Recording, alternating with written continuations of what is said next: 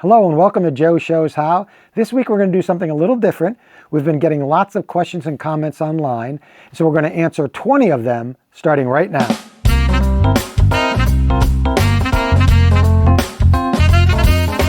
Okay, let's go with the first question.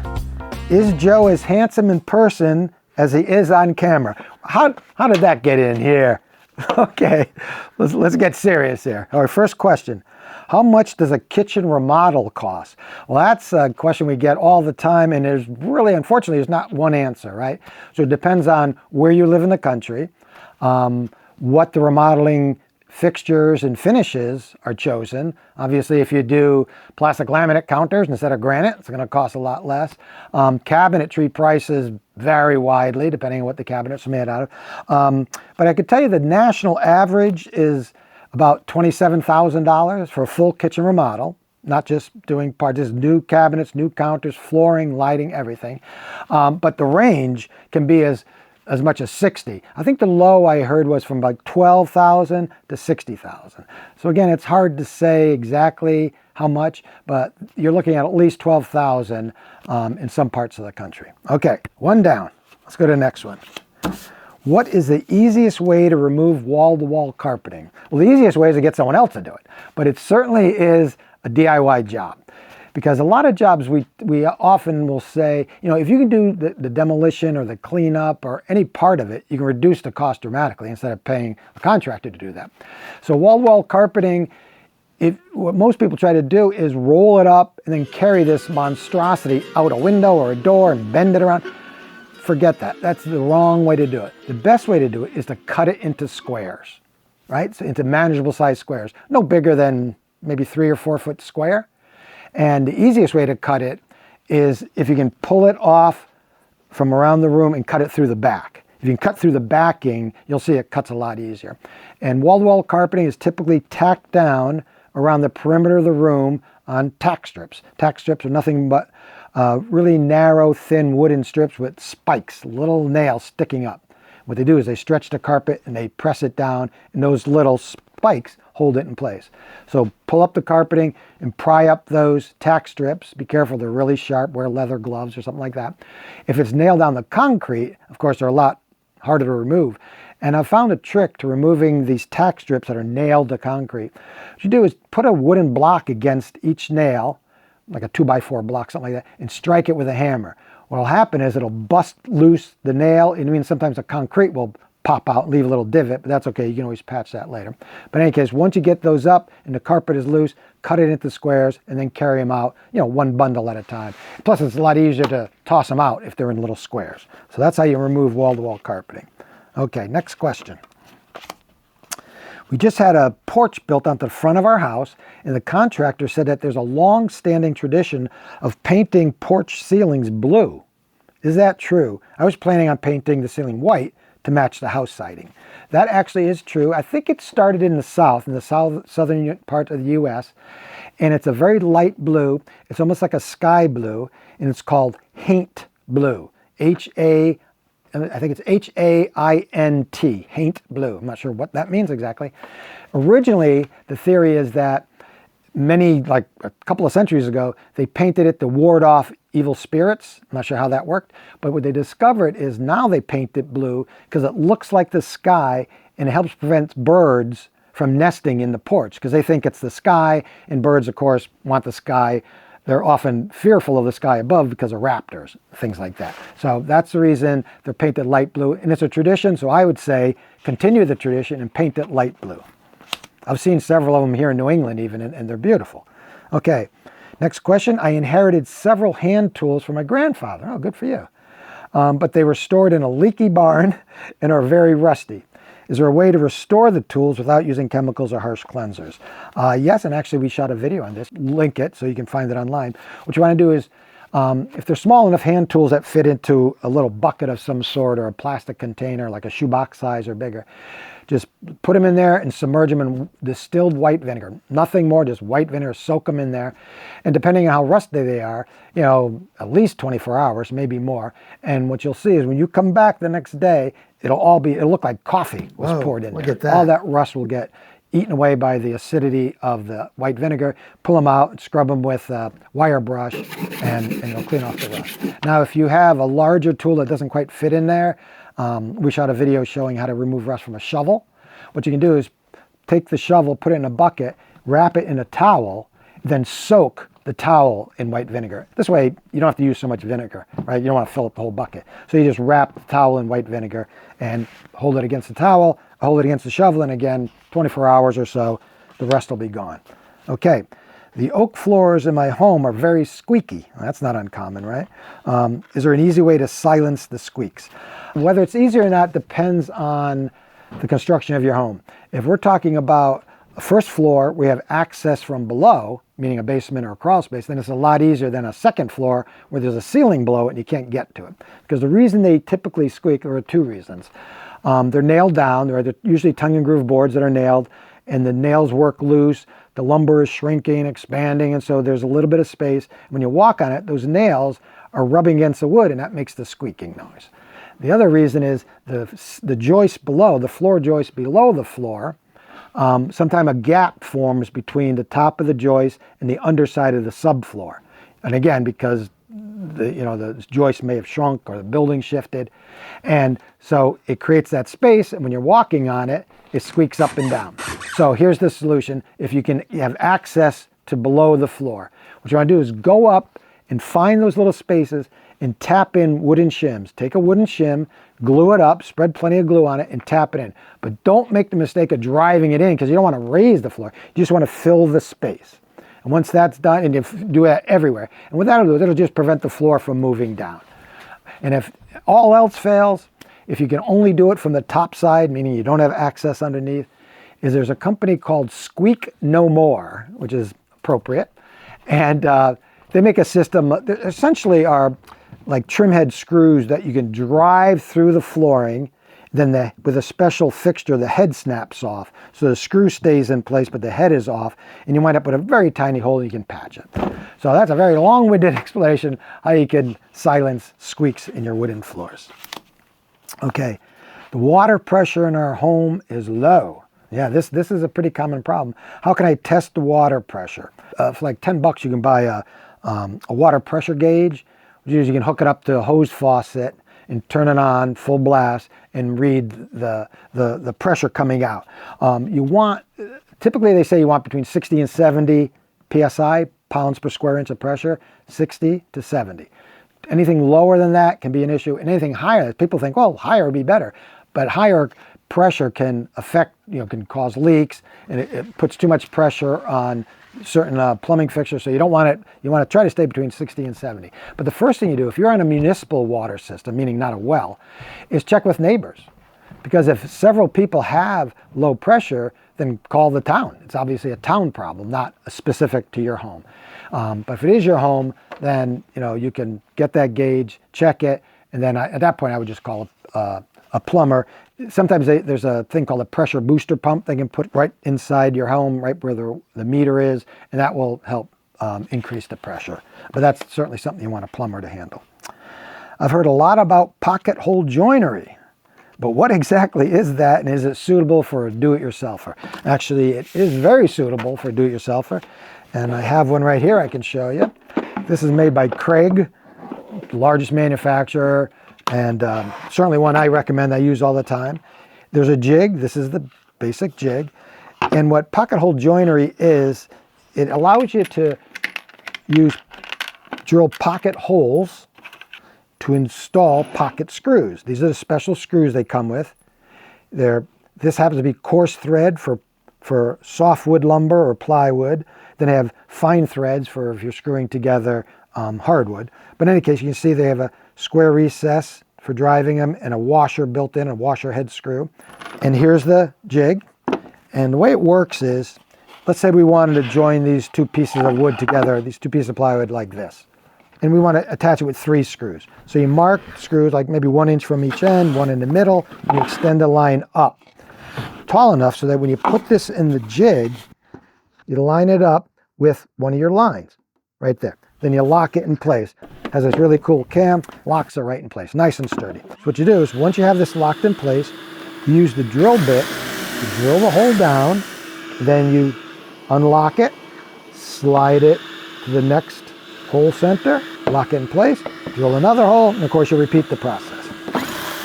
And once you have the holes drilled, then you apply a little glue, set the board in place exactly where you need it, drop a screw, pocket screw into the holes, and then use the driver bit to drive in those screws. There you go. That's how the pocket hole jig works. All right, next question.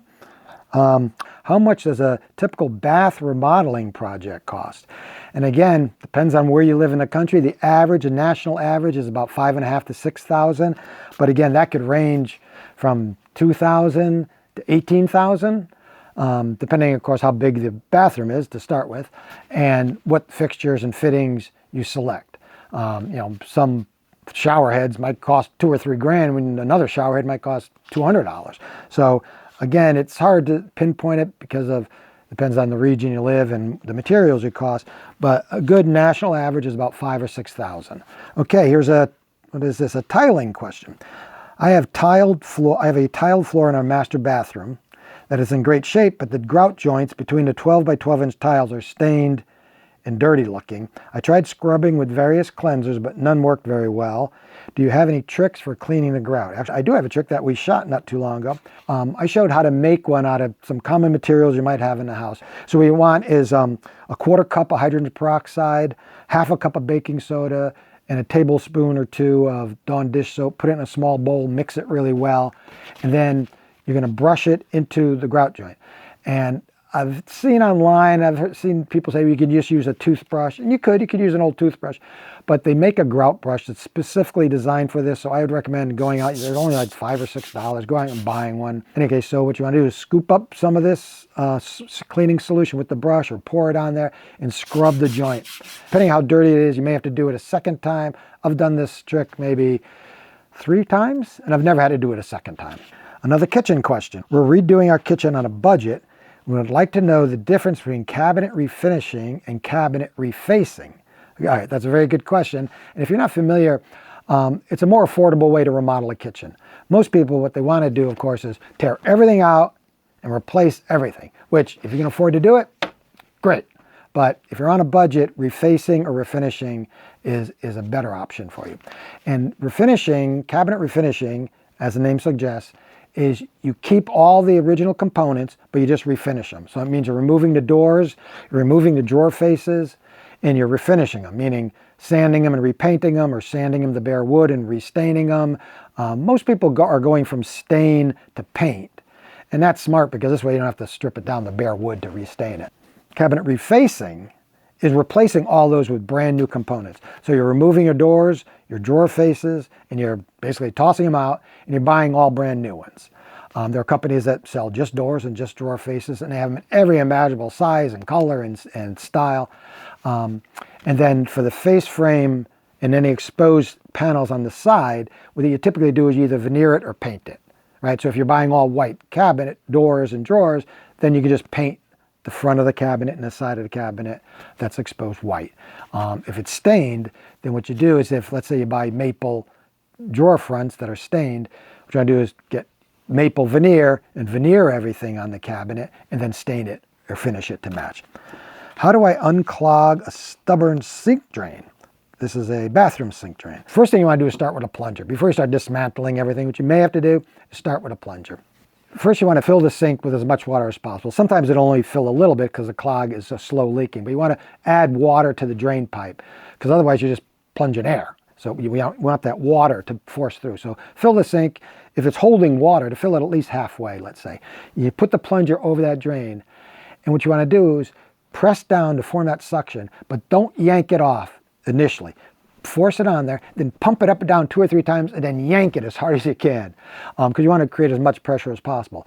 And speaking of pressure, the other important thing you have to do is plug up the overflow hole on the side of the sink. Because if you don't, as you're plunging, all you're doing is sucking air in and out of that hole, and the pressure caused, the power of that plunger is not really doing any good. So plug up that hole, pump it several times, and yank it off. Then fill it with water and do it again. Now, if you do go through all of that and it doesn't help, then you have to go under the sink, turn off the water, remove the trap, and clean it out that way. Okay, Oh boy, here's another difficult to answer one, but one we get all the time. How do I find a reliable contractor? The very best way actually is through references. Neighbors, people you work with, even real estate agents. You know some real estate agents, relatives who have had work done in the region. Because if they're happy with the work, especially if it's done recently, if they had their kitchen remodeled 20 years ago, that's not good. But within the last 2 or 3 years, so that's the first thing. Once you narrow it, and you want to try to get at least 2 or 3 bids for any job. I do that for every remodeling project that I can't do myself. And it's amazing. I've had bids more than double, from one contractor to the next. So you want to get 2 or 3 bids. Once you decide, okay, these are the 3 contractors I want to talk with, meet with them, have them come check your project, whatever it is. And then you can decide based on price. And you want to make sure everything's in writing. Don't pay anything up front except for maybe some of the materials to start. You never ever pay everything up front, because there's been too many cases where once a contractor gets all the money, what's the incentive for him to show up and finish the job, or even start the job in some cases? And of course, you can also check the Better Business Bureau.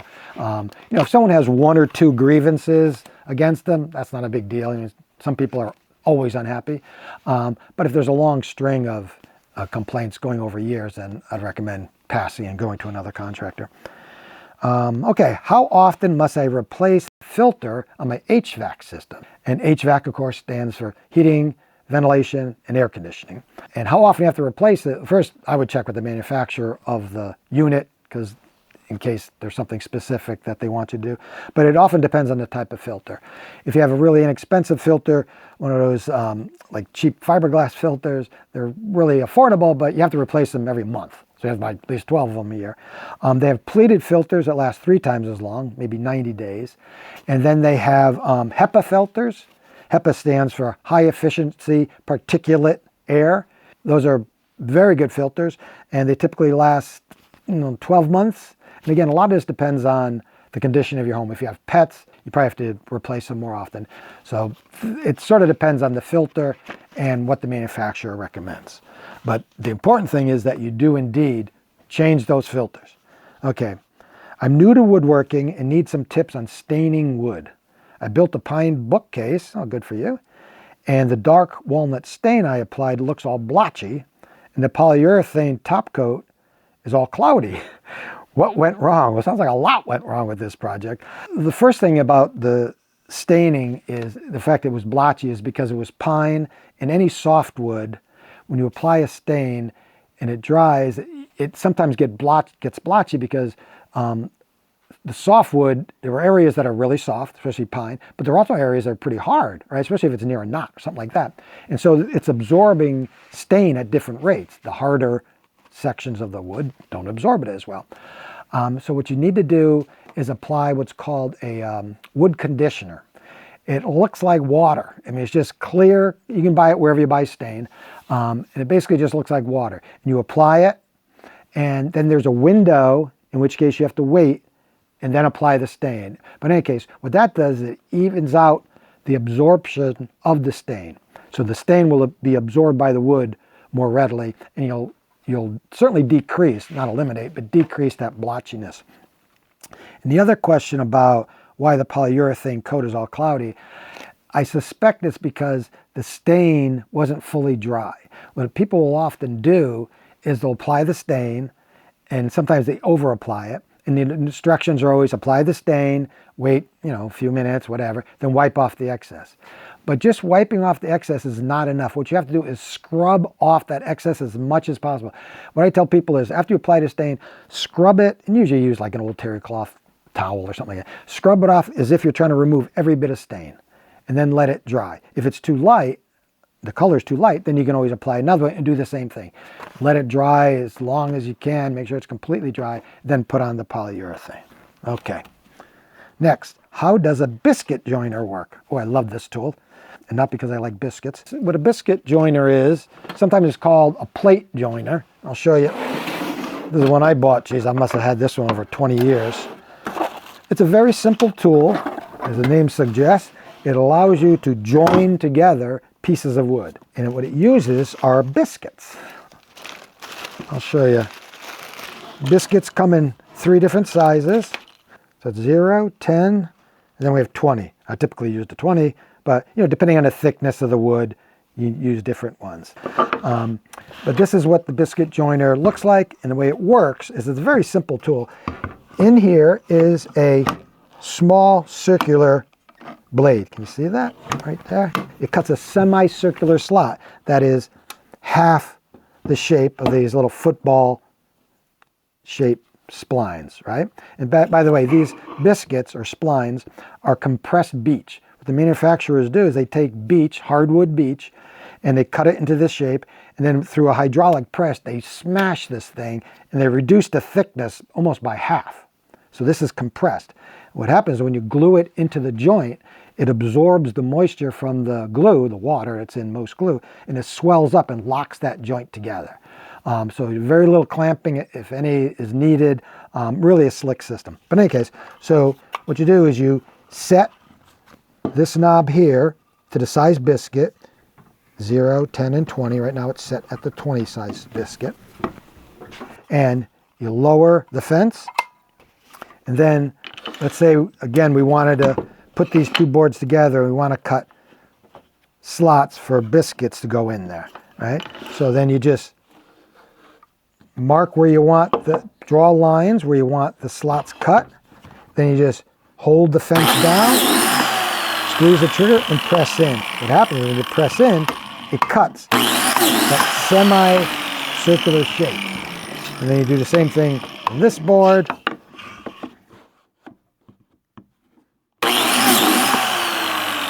And then you apply glue to the edge of the board and to the slots, force in the biscuits, tap them together, and then if necessary, you can glue them. There you go, perfect joint.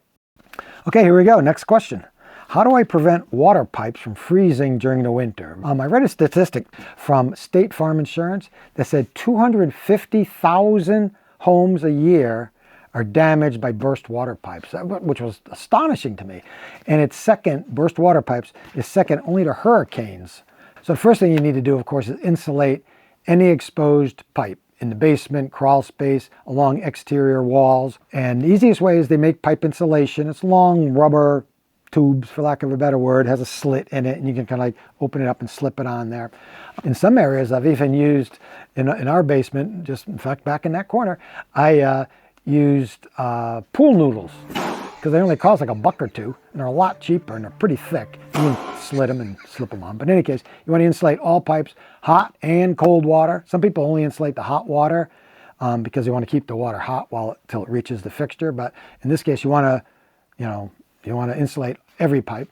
And then you want to go around the house and seal up either with caulk or better yet, expanding foam, that's sealant. And you want to put it around any little crack, hole, where there's maybe a pipe penetrating or a cable penetrating an exterior wall, cracks, open seams, anywhere where air can get in. Because it doesn't take much cold air to freeze a pipe.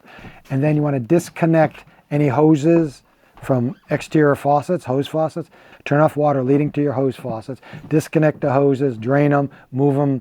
That's about the best you can do. Is, I wouldn't put any electric tape on it or anything like that. That's really a Band-Aid solution. So that's the easiest way to do it, insulate and then caulk. Here's another question. I recently noticed a funky smell coming from my bathroom sink drain. Is there a way to get rid of the smell without taking apart the whole drain pipe? Yeah, you may eventually have to take apart the drain pipe, meaning the trap, the curved piece underneath the thing. But before you do that, what I recommend doing is getting about a third cup of baking soda and a full cup of white vinegar. So we need to sprinkle the baking soda in the drain, pour in the white vinegar, a cup of white vinegar, and you'll see it'll start to bubble and fizz. And wait for a few seconds for that fizzing to stop or slow down. Then you want to pour in a full kettle, full tea kettle of boiling hot water. Just be careful, you don't get burned, but pour that in there, pour the entire kettle in there, and let that drain down. Run a little cold water. Then you can try plunging it if you want, in case there's some clog. If you continue to smell an odor after doing that, what you might want to try to do is get a small cup, like a paper cup that you can bend a little bit, fill it with bleach and pour it through the overflow hole. The side of the sink has that hole that allows water drain. What happens is sometimes mold and mildew will build up in that because it's not continuously being washed out because water doesn't always drain through that hole. So pour, pinch it closed, the cup closed, and pour some in there. If any spills in the bottom of the sink, just run the water for a few seconds because you don't want that bleach sitting on the bottom of the sink because it could corrode any chrome parts there. So that's what I would do to get rid of that smell. And again, if it comes back more frequently than you like, then disconnect the trap, clean it out, and really clear out the tailpiece. A lot of people forget the tailpiece. The tailpiece is that straight, shorter section of pipe that comes straight from the underside of the sink and into the trap, because that will get lined with soap buildup and hair if you shave it, that kind of thing. So you want to clean that out as well. Where's the best place to add insulation to keep my home warm? Anywhere you add insulation is great, but the very number one place is your attic. And most attics are under insulated than over insulated, certainly. And what the recommendation is that you want, I think it's between R49 and R60. Like, what does that mean? And that's 14 to 20 inches. Believe it or not, 14 to 20 inches of insulation in your attic, and that's no matter where you live in the country. This particular homeowner is concerned about warmth, but even in the South, if you have air conditioning, you want to conserve the air conditioning, keep it, you don't want it floating up into the attic. So what you want is 14 to 20 inches or so of insulation in the attic. So if you pop your head up into the attic and you can see the top of the ceiling joist in the room below, then obviously you don't have enough insulation.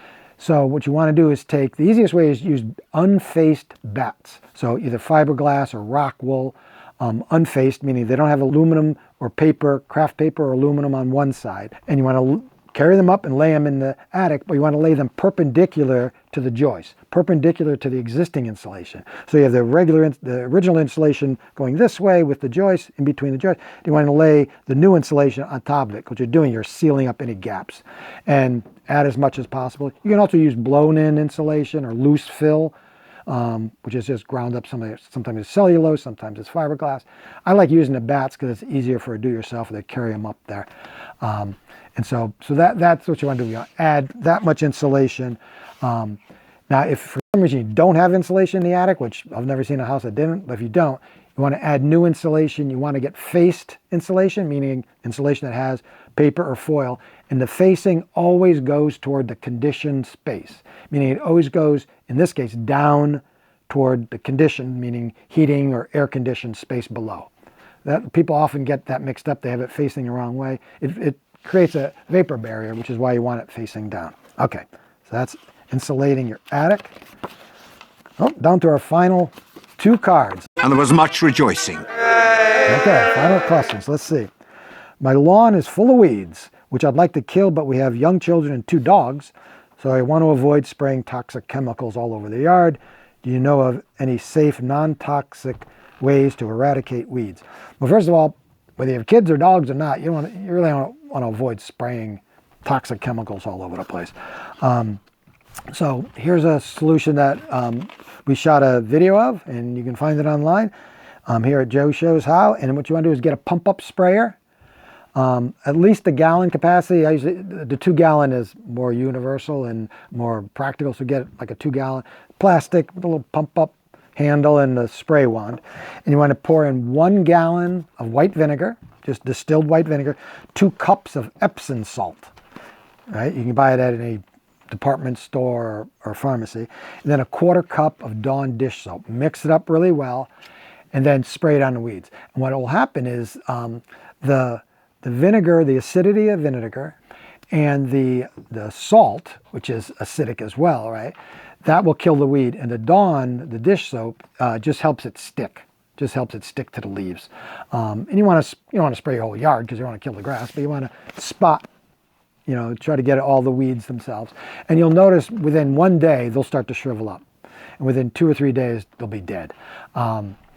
Now, if you spray this on and it rains that night, well, obviously it's going to wash it off. So you'll have to go back and repeat, put another application of this weed killer on. Okay, last one. Here we go.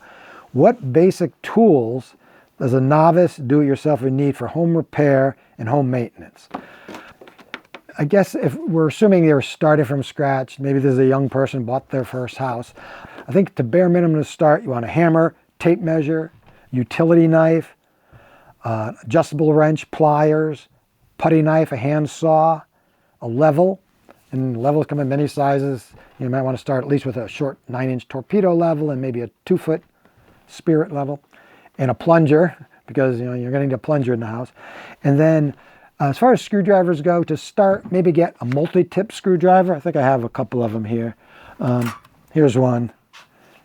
These happen to be stored in the handle, right? So if you buy just one slot-head screwdriver and one Phillips head screwdriver, that's fine, but the screws come in different sizes, so then you have to buy another screwdriver. So to start, get any, every manufacturer makes one. And you can see you just pop these out and put them in the tip. You have a tip for almost every kind of screw. So I would start with certainly that. Okay, and then for power tools, because you might as well get some power tools, even if you're a novice do-it-yourselfer, you want a cordless drill driver, the most popular portable power tool ever invented. Millions and millions are sold every year. It's called a drill driver because it drills holes and it drives screws. That's why they're so popular. A random orbit sander for smoothing wood and removing paint. A jigsaw for cutting pretty much anything, but especially anything that's curved or irregular shape. A circular saw. Again, you could get a cordless one or a corded one. As long as you're comfortable using a circular saw.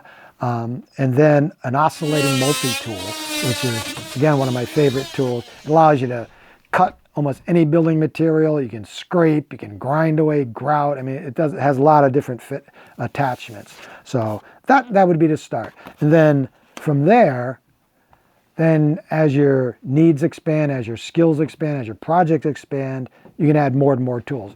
People look at the shop that I have set up here, it's like, well, why do you have 4 or 5 hammers, or why do you have so many pliers? Well, I didn't go out and buy 9 hammers. I bought 1 or 2, and then I kept adding them as I needed them. So those are the questions for today. If you have any questions that we did not answer, send them along. Maybe we'll answer them next time. Thanks for watching. If you enjoyed this video, please support us by liking and subscribing.